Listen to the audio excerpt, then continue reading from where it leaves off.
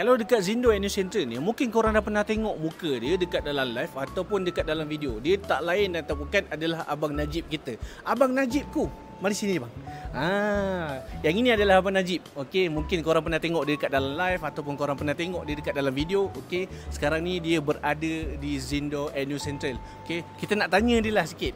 Abang Najib kita dah berapa lama bekerja di Zindo?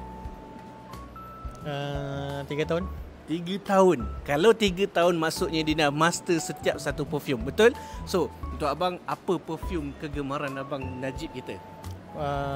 Kalau nak maskulin, saya lebih memilih Elixir Black Edition. Elixir Black Edition. Dan kalau saya nak tukar cita rasa ke Fruity Sense, saya akan ambil Ibora. Ibora. Nampak? Dua-dua tu adalah perfume Bismuth, betul? So, tengok dengan mukanya yang handsome, muka... Alamak.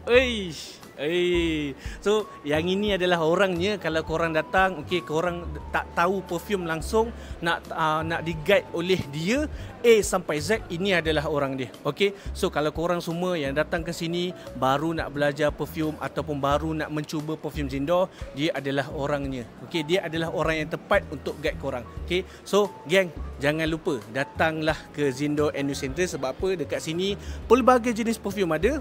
Yang itu yang satu. Dan keduanya adalah staff kita, dia akan guide korang. Okey. Jadi apa lagi? Datang beramai-ramai di Zindo Annual Central. Bye bye.